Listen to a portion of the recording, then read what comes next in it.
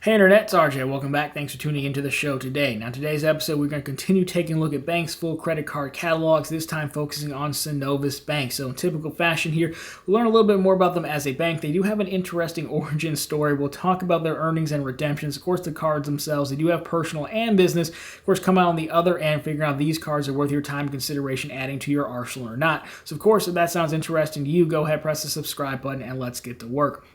Now, Synovus, a little bit more of a regional bank, so of course let's start out learning a little bit more about them so you can be lethal at the next trivia night with the classic Did You Know slide. And so here we have it. Synovus Financial Corp, founded way back in 1888. More on that in a second. They're headquartered in Columbus, Georgia. They also have $55 billion in assets as of 2022. Now, again, when I said more about that founded date, again, this is from Wikipedia, so take it with multiple grains of salt, but there's a potential origin story here. So the bank opened in 1888 following an incident at a textile mill in which a worker's dress became entangled in machinery, spilling the money she had sewn into her hem onto the floor. After she explained to the factory executive that she had felt this was the safest place to keep her savings, he offered instead to secure her money in the mill safe and pay her interest on her balance. This service soon was offered to all company employees. You know, I have no idea if that's true or not. I so badly want it to be true because I don't know if you've ever had an origin story quite like that one before. I could see it happening if you own a business and you're thinking about, well, this is easy money and I can make more money just holding on to theirs, so not sewing it into their clothing. So if you're a historian in the Synovus Bank footprint and you know for sure, definitely let us know down below. But with that, let's now talk about some stuff that we know is accurate, and that is the earnings and redemptions of these cards. So here we have it. Now the cards are going to earn points or cash back, because normally, for whatever reason, banks love to call it different things. It's largely the same except for one spot where we'll talk about. Redemptions can be statement credit, deposit to a Synovus account, travel portal, gift cards, merchandise, or transfer to another Synovus card holder. And your rewards don't expire, which is nice. Now again, with these, it's really hard to know the valuations unless you actually have a portal and you can go in and price things out. But with this, more often than not, merchandise and gift cards are not going to give you the one-to-one value, 1 cent per point valuation. So cashback, statement credits, or deposit to a Synovus deposit account, checking, or savings. I don't believe you can ACH that out to another bank. At least I didn't see it. Now the other one though, travel. This time around, I wouldn't necessarily sleep on travel because they do have an actual travel portal and it does play a part in one of their credit cards. So without further ado, let's take a look at the credit cards and we'll start to put the pieces together. So we're going to lead off with the classic card. It's not called platinum, so we will give it a point. If you watch the show, you know my disdain for everyone saying their worst card is platinum. But classic, we'll take it. So annual fee, $0. No multipliers to be had here. Why is that? Because the benefits here, this is your classic 0% intro APR card for the first 6 months on purchases and balance transfers. Moving right along here, we have the rewards Visa card. So this one will earn points. Annual fee, $0. Multipliers here, you got the 3x on up to $3,000 a quarter in a category of your choice. They call these dynamic categories, I guess because it sounds cooler, but you do get to choose. Now the thing here though is that they don't list out the categories. In the terms and conditions, they say either check your portal or phone in. So I found these categories on like a MyFICO forum, so not sure. I'm going to assume they're accurate, but not totally sure. So if you're really banking on one of them, maybe you want to double check, but they should be fine. They're the normal categories that you would see. So there they are there. Business services, entertainment, gas, groceries, healthcare, maintenance, retail, and travel. So here we have the next card, which is the cash rewards card. So no annual fee here, multipliers. This time you add 3x on dining. You have the same dynamic categories up to $3,000 in spend to choose from. The only real difference here is that this is a cashback card and you're adding the 3x on dining. So next up, we have the travel rewards card. Now things get a little bit interesting here. So we're stepping up to a $50 annual fee. Multipliers here, the first set, 5x in combined purchases up to $5,000 a year at hotel, airlines, car rental, and vacation packages. Next set here, again, we see a recurring theme, 3x on up to $3,000 a quarter in the category of your choice, the same dynamic quarter categories we've had.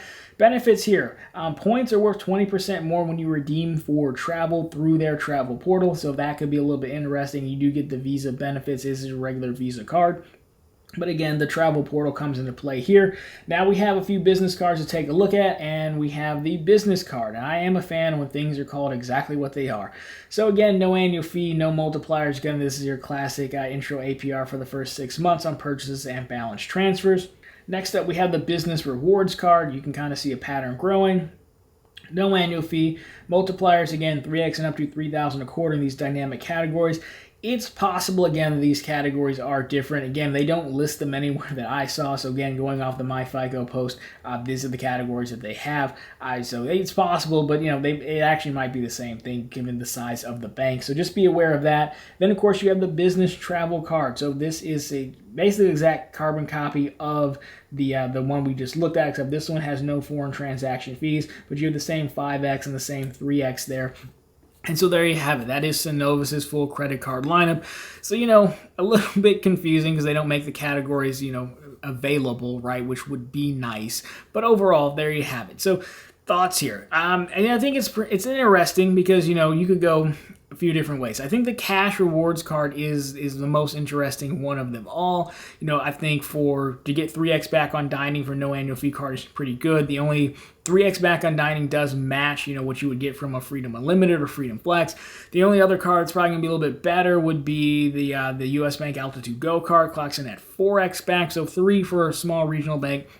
Not that bad. The same with the categories as well. I think the categories that they allegedly have, not too bad, to pick one of them. So, the cash rewards card, I think if it was at a bigger bank, we would be talking about it more. Again, it's not like an S or A tier card by any means. In any one of those categories, you can probably do better, across the board. And on one level, 3x is only better, 1 point better than a classic double cash or active cash card. But again, for this type of bank, I think that's a fine card. If you didn't want to go have a bunch of different cards, I think I could see someone who wanted to bank with them considering that card.